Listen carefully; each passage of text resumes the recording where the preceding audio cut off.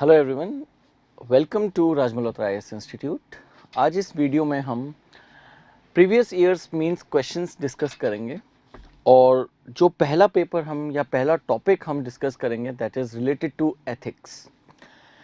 UPSC के paper में तो एथिक्स एक सेपरेट पेपर की तरह paper 4 general studies paper 4 ethics integrity aptitude के फॉर्म में दे रखा है, लेकिन पंजाब सिविल सर्विसेज के जो पेपर है मेंस का जो सिलेबस है उसमें जो एथिक्स का यूपीएससी का पूरा सिलेबस 2 पेपर में डिस्ट्रीब्यूट कर रखा है। इनफैक्ट 3 पेपर में डिस्ट्रीब्यूट कर रखा है, general studies paper 1, general studies paper 2 और जनरल स्टडीज़ पेपर 4।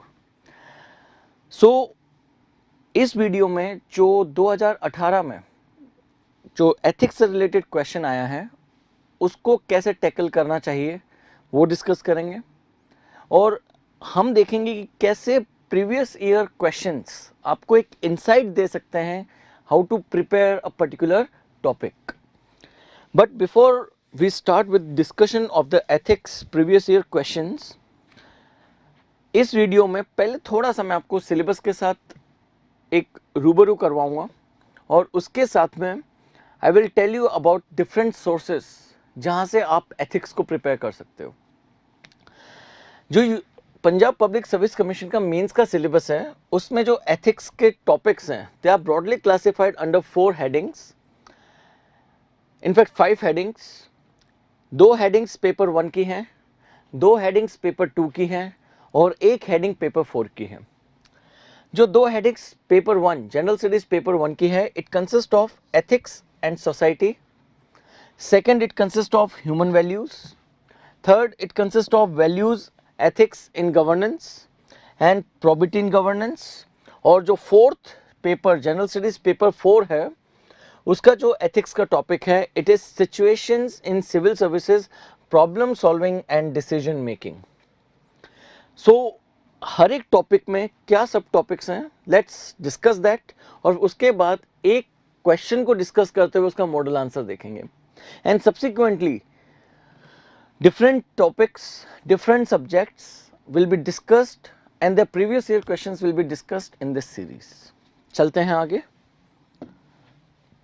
जो पहला टॉपिक है ethics and society, it is part of general studies paper 1 और एथिक्स एंड सोसाइटी के अंदर जो सब टॉपिक्स हैं उसमें they deal with the theoretical aspects of ethics in human actions, particularly their essence, उनके determinants, consequences। उसके साथ साथ we have to discuss dimensions of ethics and lastly ethics in private and public relationships। Essence of ethics in human actions कि human actions में ethics को analyse करने का कारण ही क्या है, what is the essence, what is the importance और what is the aesthetic value of ethics in human action. That is the part of the first topic. In the second topic हमें वो सारे फैक्टर्स को study करना है जो human actions में ethics को अफेक्ट करते हैं। Like for example, knowledge about performing an action itself is a determinant to test whether the action can be considered for ethical scrutiny or not। Similarly, there is freedom of will, voluntariness। All right, all these are the various factors जो आपके action के अंदर ethics को determine करता है। Like for example, कई बार एक question पूछा जाता है कि एक इंसान जो इंटॉक्सिकेटेड है, जो नशे की हालत में है, क्या उसके एक्शन को आप एथिकली जज कर सकते हो? His actions cannot be ethically judged because he is committing those actions under being intoxicant। That is, उसकी वैल्यू सिस्टम वहां पे काम नहीं कर रही। उसके एक्शन लीगल इलीगल हो सकते हैं, एथिकल अनएथिकल टेस्ट नहीं लगेगा। Why? How you can come to this conclusion? By understanding what are the different determinants of ethics। फिर ethics ह्यूमन एक्शंस में कंसिडर करने के कॉन्सिक्वेंसेस क्या होते हैं, when we go for implementing ethics in human actions, what are the different consequences। उसके साथ हमें different dimensions डिस्कस करने हैं इस सेगमेंट के अंदर related to ethics। like for example, हमें डिस्कस करना पड़ेगा what are normative ethics, हमें डिस्कस करना पड़ेगा what are descriptive ethics and we have to look into applied ethics। These are the different dimensions of ethics. और जो public और private relationships हैं उनमें एथिक्स किस तरीके से रिलेटेड हैं, this is what we have to discuss in this segment, which is the first segment of general studies paper 1 related to ethics, and the title of this segment is ethics and society. जो general studies paper 1 का second segment है जो ethics के साथ deal करता है, it is human values. Values are, you can say, the belief system. Values are some feelings that have a worth attached to it. In values का source है society and social institutions. So the first topic itself is related to what is the role of these social institutions in inculcating human values. इसमें हमें जिन social institutions को study करना है उसमें सबसे पहले आएगा family, देन आएगा society, and then educational institution. बहुत ही जनरल कंसेप्ट्स हैं, बस थोड़े से एनेक्डोट्स आपको पता होने चाहिए, आप इनके काफ़ी अच्छे आंसर्स लिख सकते हैं.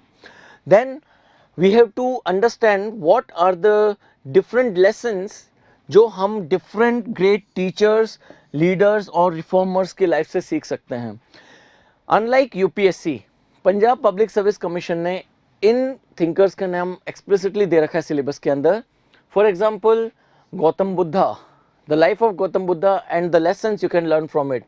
Mahavir Jain, Guru Nanak Dev Ji, Kabir, Swami Vivekanand, Ishwar Chandra Vidyasagar, Jyotiba Phule, and lastly Mahatma Gandhi.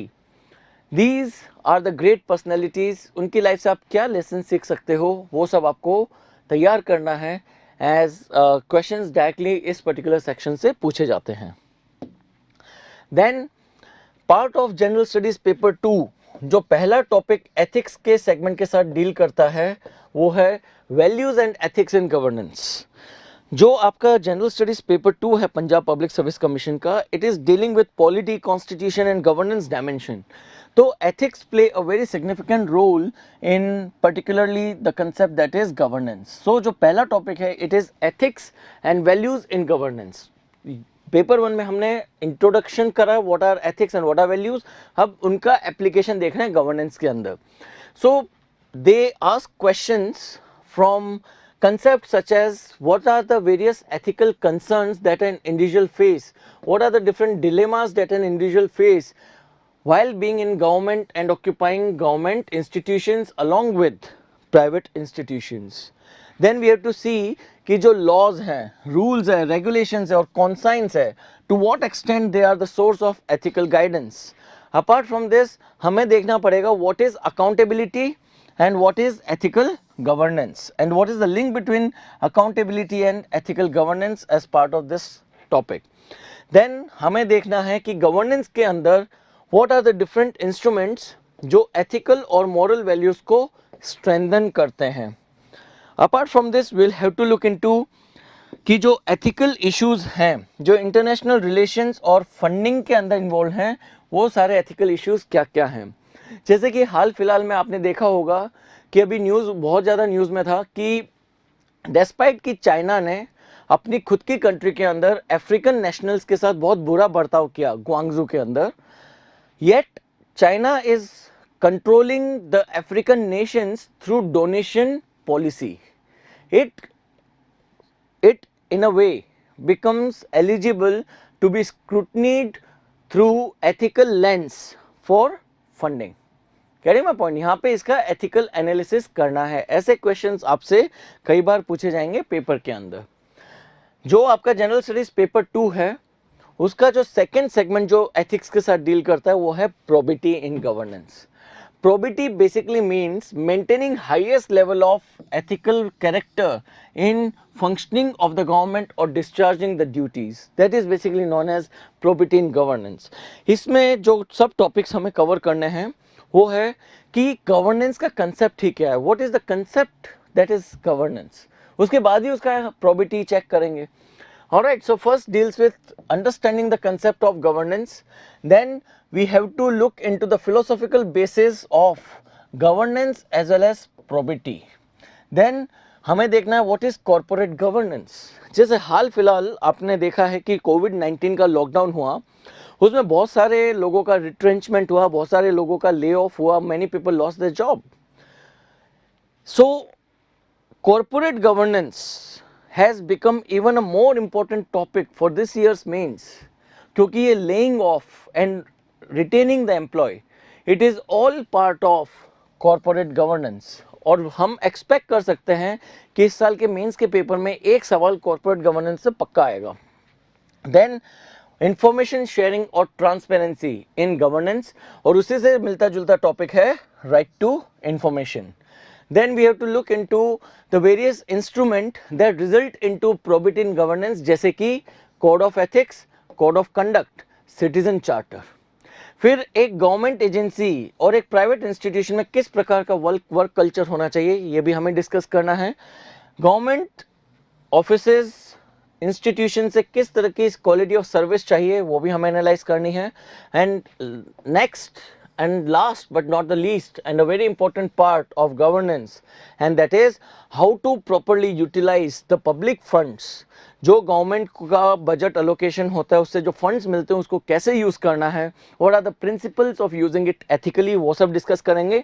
And lastly what are the challenges of corruption, that is what we have to discuss as part of the second dimension of ethics in GS paper 2.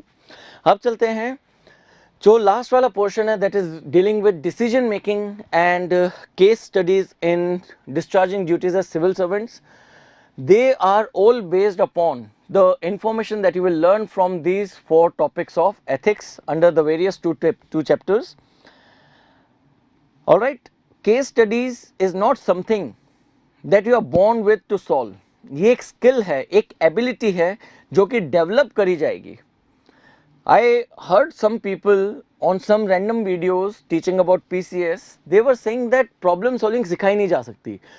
Problem solving सिखाई नहीं जा सकती, लेकिन civil services में जो case studies होती हैं उनको सॉल्व करने का एक प्रॉपर तरीका होता है. कम से कम ये तो सिखाएंगे.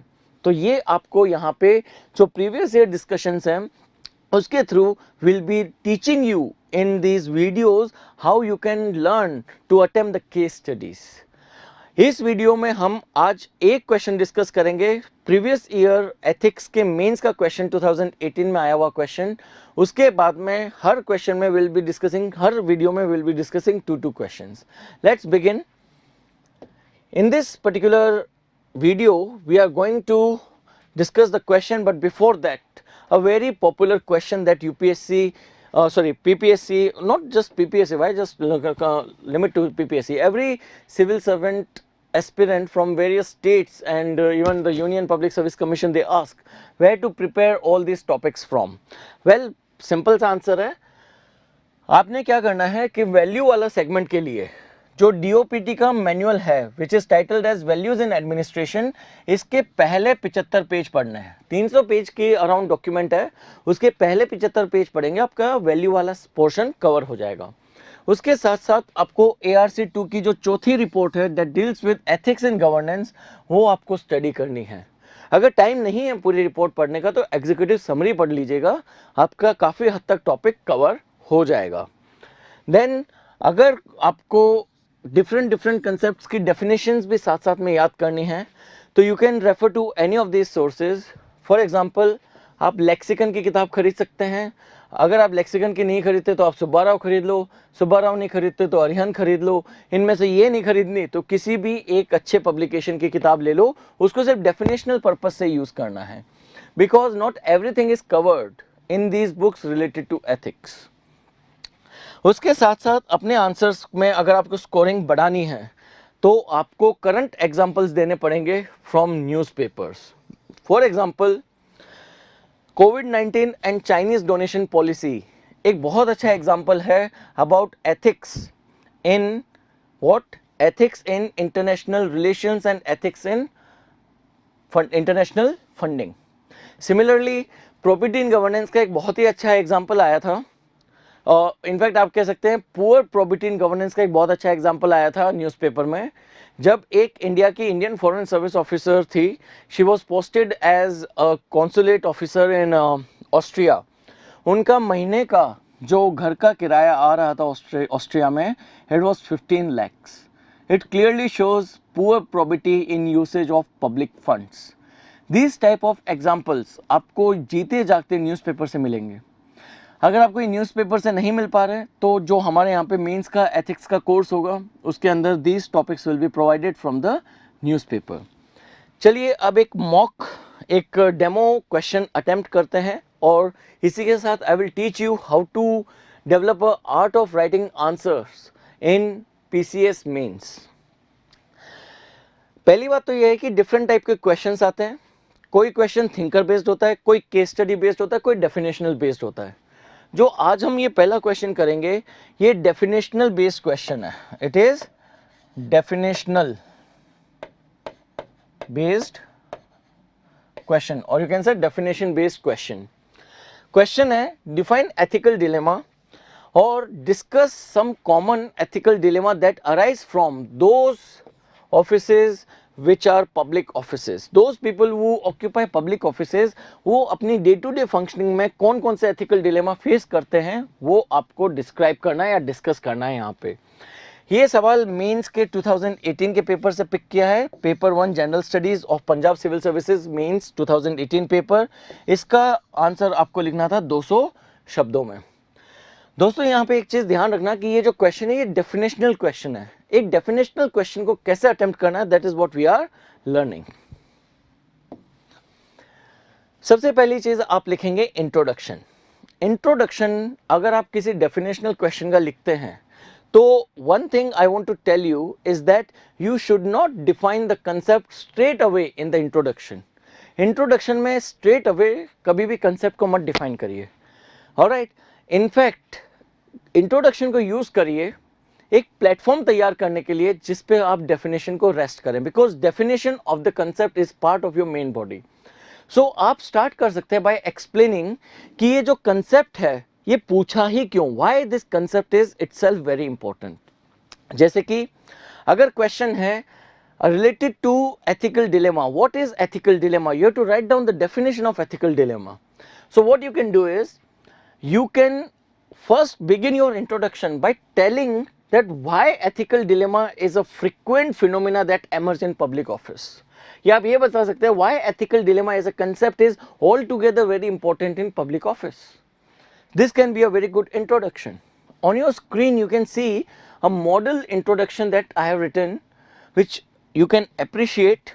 मैं अगर इस आंसर को मैं लिखता हूँ तो I will start by writing public offices are the places of public hope. Public office एक ऐसी जगह है जहाँ पे पब्लिक अपनी होप, एक आशा रखती है. ये जो पब्लिक ऑफिसेज हैं these are the agents of change and people rest their trust in these institutions for quality service delivery. Am I right? I am preparing कि जो पब्लिक ऑफिसेज है बहुत इंपॉर्टेंट हैं.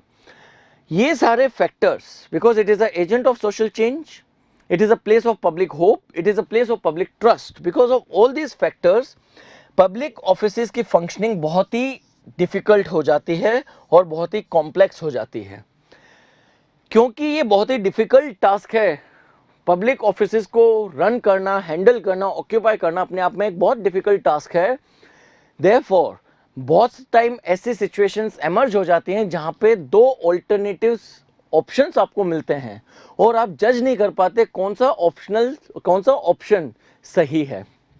Alright, such that many times a balance between functioning and ethics may come into conflict.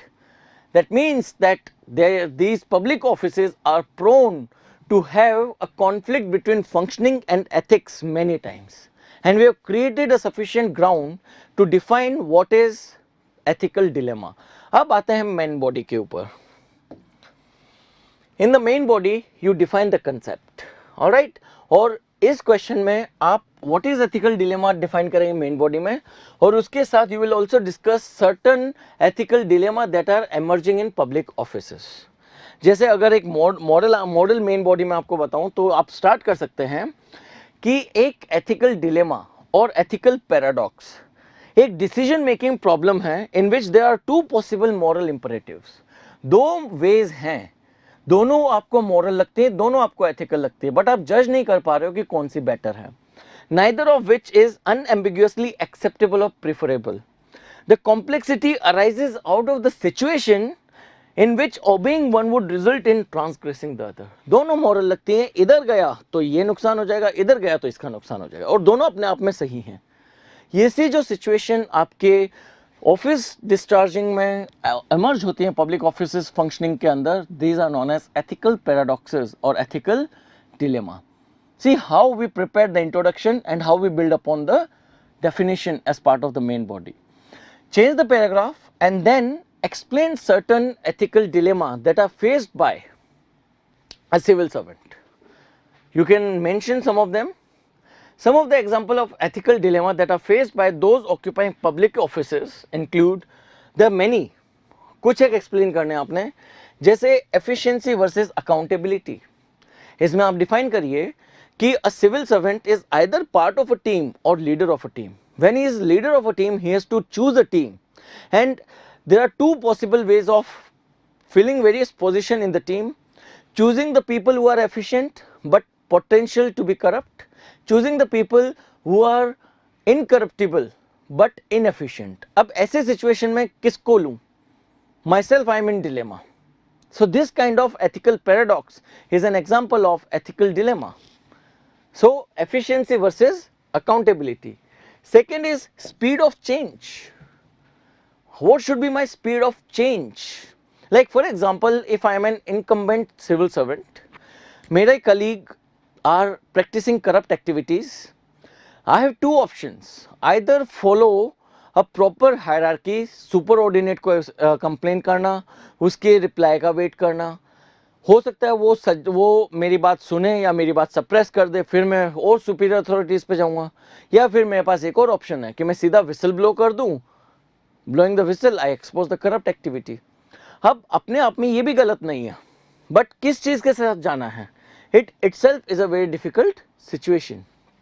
Then administrative discretion. Sometimes the law book is silent. When the rule book is silent and there is no way to guide you, तो आपके ऊपर pressure build हो जाता है of performance as well as moral responsibility, और जो भी decision आप लेते हैं उसके साथ एक ऑल्टरनेटिव डिसीजन हमेशा आपके पास रहेगा और आप कंफ्यूज रहोगे कि मैं इधर जाऊं या इधर जाऊं. एडमिनिस्ट्रेटिव डिस्क्रिशन, क्योंकि आपकी एक कलम के सिग्नेचर से कई लोगों की ज़िंदगी बन भी सकती है और बर्बाद भी हो सकती है, तो ये भी अपने आप में एक एथिकल डिलेमा है. वेदर टू फॉलो लॉ और कॉन्साइंस. कई बार आपको लगता है कि जो लॉ है वो प्रॉपर जस्टिस नहीं कर रहा. अब ऐसे में क्या किया जाए? आपका जो विवेक आपको कह रहा है, आपका जो कॉन्साइंस आपको कह रहा है, उसे फॉलो किया जाए, या फिर you have to just go for following blindly the law book. जैसे फॉर एग्जाम्पल कि लॉ बुक में नहीं मेंशन कि अगर कोई लाइक ओल्ड लेडी अगर आपसे सर्विस डिलीवरी मांगने आ रही है तो can she skip the line and gate treatment first. Getting my point? ऐसा लॉ में नहीं लिखा हुआ. तो now she is waiting for her turn standing in the Q. Now आप क्या करोगे? आप सिर्फ रूल बुक को फॉलो करोगे, नंबर वाइज सबको एंटरटेन करोगे, या फिर आप उन माता जी को पहले बुला लोगे कि मैम आप आ जाइए, आप अपना पहले प्रॉब्लम सॉल्व करो because you are old and you are feeble. Getting my point? अब क्या चीज करें? Alright, again a dilemma. So this is another example of ethical dilemma. ऐसे 3-4 एथिकल डिलेमा एक्सप्लेन करिए और आपका मेन बॉडी कंप्लीट. ये है डेफिनेशनल क्वेश्चंस. अब एक डेफिनेशनल क्वेश्चन का कंक्लूजन क्या होना चाहिए? एक बात ध्यान रखिए, कभी भी डेफिनेशनल क्वेश्चन के कंक्लूजन में या किसी भी क्वेश्चन के कंक्लूजन में इंट्रोडक्शन और मेन बॉडी को समराइज मत करिए. हमारी आदत बन चुकी है कि हम कंक्लूजन में लिखते हैं 10 ये 10, this is ethical dilemma and this are the different type of ethical dilemma that are faced by public offices. आपने इंट्रोडक्शन में भी यही लिखा है, आपने मेन बॉडी में भी लिखा है, तो कंक्लूजन में क्यों रिपीट कर रहे हो?